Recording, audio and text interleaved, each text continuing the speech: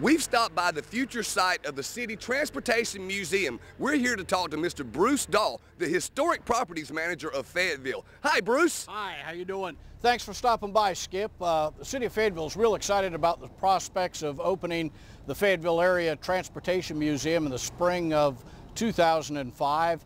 The building is the former Cape Fear-Yadkin Valley Railroad Depot, which was built in 1890 in the Romanesque Revival style.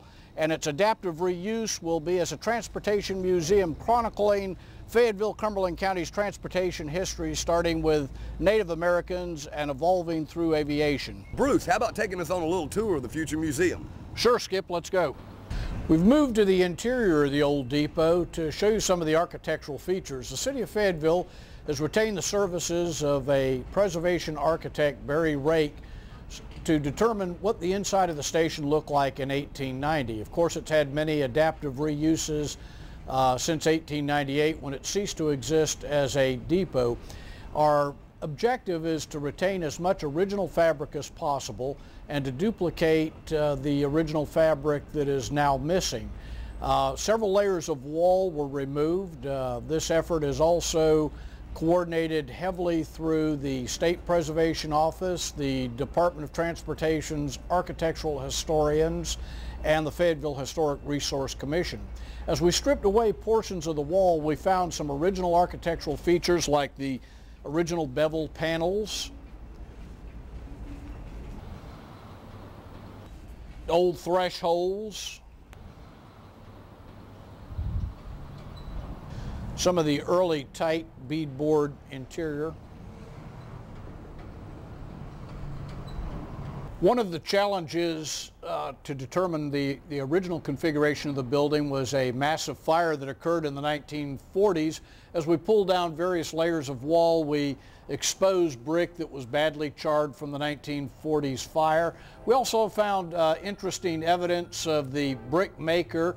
Several of the bricks in the building are marked E.A. Poe, maker, a very prominent local businessman and civic leader and politician in the community. The fire occurred in the attic and swept down to the lower levels, causing a lot of remodeling that had to be done.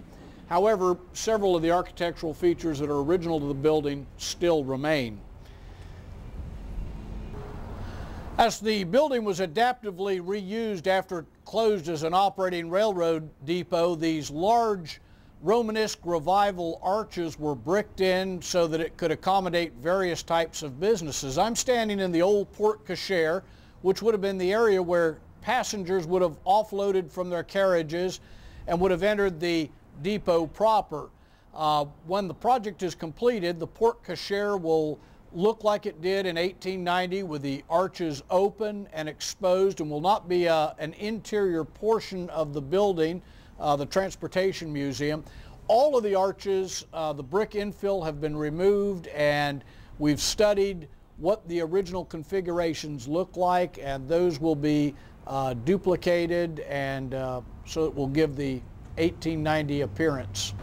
We're on the Russell Street elevation of the old depot building. At one time, the tracks were very close to the building, close to where I'm standing now.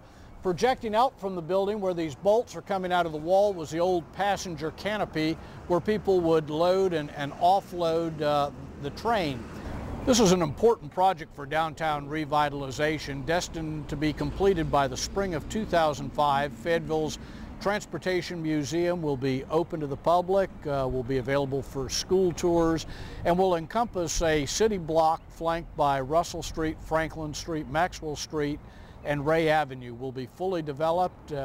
The Cape Fear Studios and the market will be remaining on the site along with the Transportation Museum, and it'll be one large piece in the downtown revitalization effort that will be complete again in the spring of 2005. Well, that's some great information about the future Transportation Museum right here in Fayetteville, and let me tell you something, you don't want to miss the grand opening in 2005. Thanks, Bruce. Thank you.